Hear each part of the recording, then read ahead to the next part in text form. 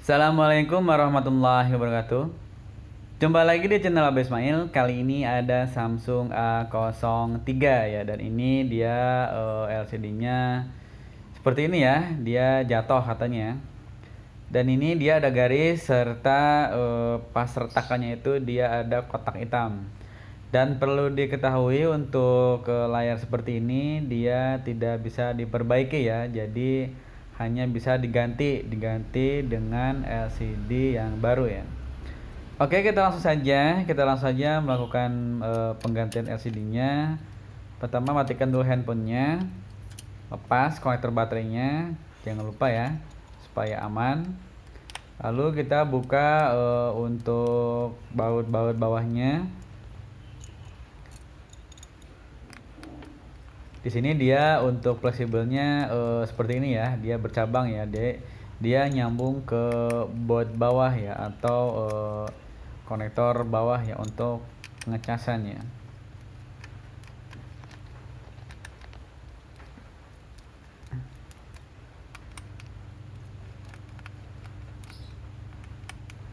Jadi jika teman-teman punya permasalahan seperti ini, LCD blank hitam, mungkin jatuh atau nggak kerasa tertekan atau kebentur di saku dengan logam, jadi tidak bisa diperbaiki ya. Solusinya tetap harus diganti ya.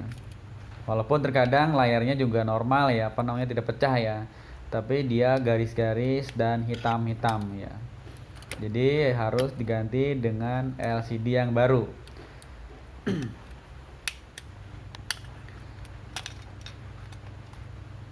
Oke, kita buka untuk penutup bawahnya. Di sini terdapat konektor ya, konektor yang menghubungkan antara fleksibel atas dan bawah ya untuk baut casnya. Terlepas. Oke, jangan lupa untuk soket baterainya dilepas dulu supaya tidak terjadi konsleting ya. Jadi intinya hati-hati saja ya. Untuk proses seperti ini sangat mudah ya. Siapkan alat seperti ini yang tipis. Jadi ini kita membongkar LCD-nya tanpa menggunakan blower ya. Jadi menggunakan alat seadanya saja. Silahkan gunakan bisa buat alat yang tipis seperti ini, atau bekas kartu ATM ya. Tapi kalau bekas kartu ATM agak tebal ya, biasanya agak seperti mika ya, mika gitu ya, tipis ya. Oke, saya celah dulu. Hati-hati ya untuk membuka LCD-nya ya, karena ini kita tanpa menggunakan blower, jadi harus hati-hati karena nanti biasanya ada pecah-pecahan LCD-nya ya, takut kena tangan ya. Hati-hati ya. Lagi ini LCD-nya masih belum dibongkar kayaknya. Mau dibongkar apa udah ya, kurang tahu ya. Ini agak sulit dibongkarnya. Nah, di atas sini, di atas speaker sini ke kamera, hati-hati di situ ada pelindung debu ya, pelindung speaker, penyaring debu. Di situ hati-hati jangan sampai hilang. Karena nanti dia akan kita pasang lagi dan fungsinya untuk menutupi celah-celah agar agar debunya tidak masuk ya. Kalau debunya masuk, otomatis speaker atasnya dia kotor nanti. Nah, di sini ya, jangan sampai kebuang ya untuk saringan speakernya.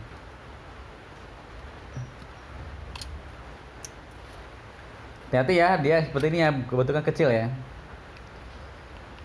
Oke, kita selanjutnya kita bersihkan untuk prem-premnya. Di sini kan ada bekas ya, bekas LCD pecahannya. Hati-hati pada tangan. Kita bersihkan. Jadi sebelum dilem, kita bersihkan di premnya, lalu kita hilangkan semua kotoran debu atau bekas-bekas LCD, lalu kita sikat-sikat ya, supaya nanti ketika melakukan pengeleman dia sempurna ya, dia tidak ada yang menghalangi. Apalagi bekas LCD menempel, bisa jadi nanti dia kena LCD baru pecah ya. Pastikan premnya terbebas dari kotoran dan bekas pecahan LCD-nya ya, supaya nanti ketika pemasangan presisi dan sempurna ya.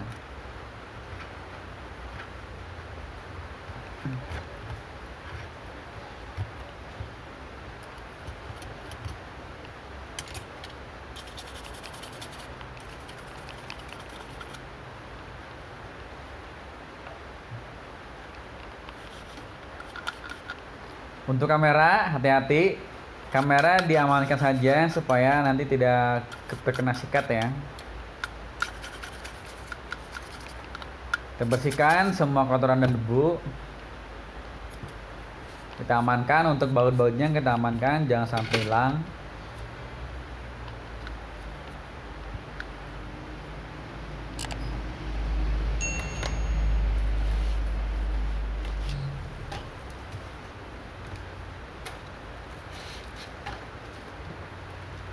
Oke, ini saya udah siapkan untuk LCD-nya ya. Ini LCD-nya cukup murah ya. Harganya kisaran 140-an ya. Ini saya beli di toko terdekat ya, offline ya. Mungkin di online lebih murah lagi ya. Seperti ini ya. 150-an kurang lebih ya, 140-an. Dan nanti untuk biaya pasangnya kurang lebih 50.000 ya kalau saya ya. Jadi kalau biasa kalau bisa masang sendiri, jadi cukup mengirit ya, ngirit kantong ya, jadi bisa dilakukan di rumah teman-teman masing-masing. Oke, jangan lupa untuk penutup debunya dipasang ya nanti ya. Oke, kita lem dulu, kita pasang lem dulu, kita kasih lem di sekitaran framenya. Jangan lupa untuk kamera, hati-hati jangan sampai ke lem ya. Di kameranya ditekuk saja ke belakang supaya aman ya, supaya tidak terkena lem. Setelah seperti ini kita diamkan beberapa saat ya. Pasang dulu ini ya untuk penutup debunya, diamkan beberapa saat, jadi jangan langsung dipasang untuk LCD-nya ya, supaya agak kering dikit ya. Oke, ini lemnya udah agak kering dikit, jadi jangan terlalu basah dan jangan terlalu kering ya, supaya lemnya tidak melebar ya. Kalau basah kan dia melebar ya. Oke, kita pasang mulai dari bawah dulu ya, karena dia soketnya di bawah ya. Kita pasang, lalu kita presisikan pada framenya. Kita presisikan dulu bagian atasnya, kita presisikan lagi. Lalu kita tekan-tekan untuk bagian pojoknya, pelan-pelan saja. Hati-hati untuk menekan atau mempresisikan pada framenya. Jadi di bagian pojok ya, jangan agak ke tengah-tengah ya, supaya nanti LCD-nya tidak blur ya. Biasanya kalau agak tengah-tengah, nanti ketika memasang kopernya atau penutup belakangnya, dia LCD-nya retak ya atau blur ya. Kalau yang beli online, hati-hati sebelum dipasang, silahkan divideokan dulu untuk pemasangannya, dicoba dulu tanpa dilem ya, supaya nanti kita untuk menjaga jika ada sesuatu hal yang tidak diinginkan ya, seperti LCD blur atau dan yang lainnya ya. Fungsi touchscreen juga ya, harus hati-hati ya. Jadi semuanya dites, nanti setelah normal baru kita pasang LCD-nya menggunakan lem. Ini saya berhubung tadi udah dicobain di tokonya, jadi langsung saya pasang saja ya. Oke, lalu setelah seperti itu kita pasang untuk baut bawahnya atau konektor casnya. Jangan lupa di sini ada fleksibel yang menghubungkan ke mainboardnya. Kita pasang juga fleksibelnya. Untuk kabel antena jangan lupa dipasang ya, supaya sinyalnya normal.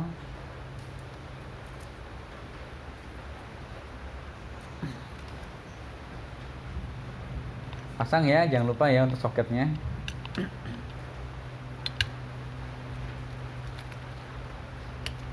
Oke, kita pasang lalu presisikan, lalu kita pasang semua baut-bautnya, jangan sampai ada yang tertinggal.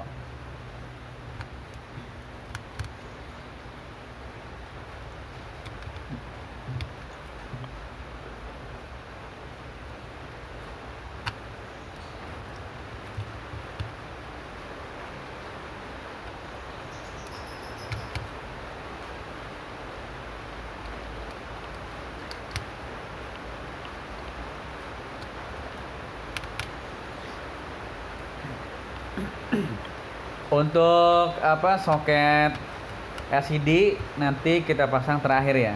apa namanya, soket baterai ya maksudnya. Soket baterai hati-hati jangan dipasang dulu, nanti kita pasang terakhir ya supaya tidak terjadi konsleting ya, pada komponen yang lainnya.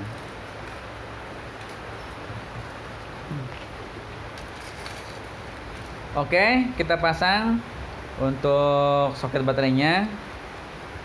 Pastikan semua konektor, soket-soket dan kabel antena terpasang dengan baik ya, supaya tidak ada kekurangan ketika nanti handphone selesai dinyalakan ya. Untuk kabel fleksibel kabel antena silahkan dipresisikan pada tempatnya supaya tidak mengganjal. Lalu kita tutup untuk penutup mesinnya. Jangan lupa ya dipasang untuk penutup mesinnya ya. Karena di situ juga ada antena whipping ya, jadi hati-hati ya.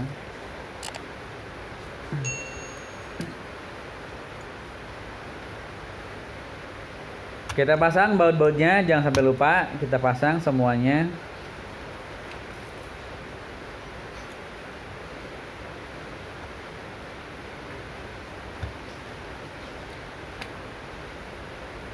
Jadi untuk teman-teman yang pemula yang bukan teknisi, silahkan dicoba ya di rumah ya, gampang ya untuk pemasangan LCD ya.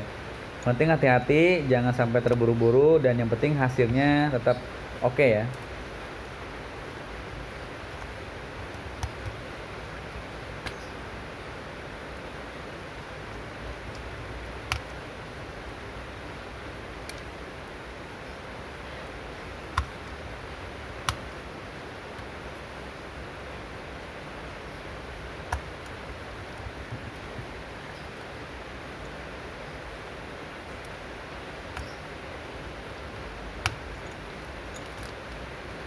Oke, kita pastikan semuanya rapi, dan untuk kabel antenanya biar presisi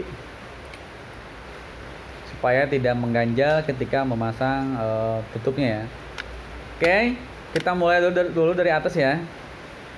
Paskan untuk penutup kopernya, ditekan-tekan yang samping ya, jangan yang di tengah ya, supaya nanti LCD-nya tidak blur, supaya aman ya. Seperti ini ya.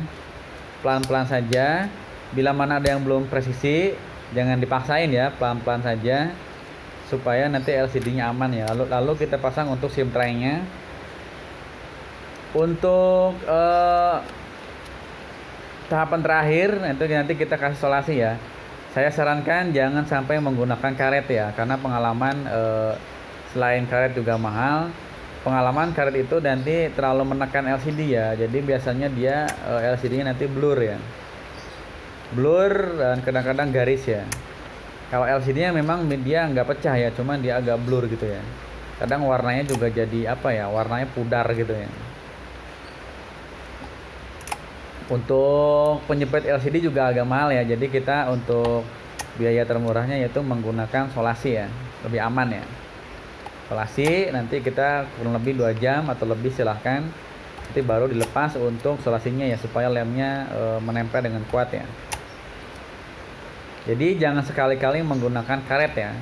Dulu saya pengalaman pertama itu menggunakan karet ya, tapi setelah dicoba ternyata kadang-kadang LCD-nya jadi blur ya. Oke, udah normal ya, udah normal. Alhamdulillah udah bisa normal lagi untuk LCD-nya. Dan kita kasihkan ke user ya, tinggal nota ya.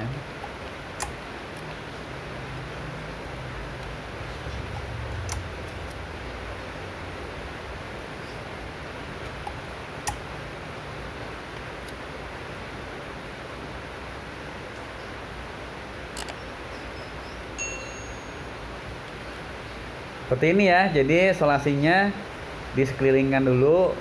Untuk casnya dikasih jarak supaya nanti pengecasan gampang ya, jadi jangan disolasi juga untuk lubang casnya ya, supaya gampang ketika nanti lowbat ya. Jadi kalau solasi itu lebih simpel ya, lebih murah ya, jadi tidak membahayakan pada LCD yang baru ya.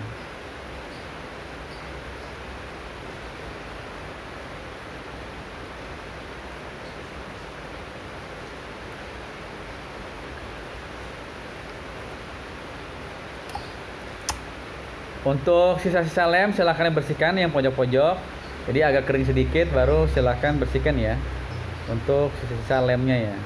Jadi makanya lemnya jangan terlalu banyak ya, dan jangan pula terlalu sedikit ya. Kalau banyak nanti dia ngelebar keluar ya, jadi agak sulit untuk membersihkannya ya. Oke, dan normal ya. Dan normal untuk LCD barunya kita coba dicas. Tunggu sebentar, normal ya. Pas normal, dan alhamdulillah ya sekarang kita tinggal kasih nota ya. Oke, assalamualaikum warahmatullahi wabarakatuh.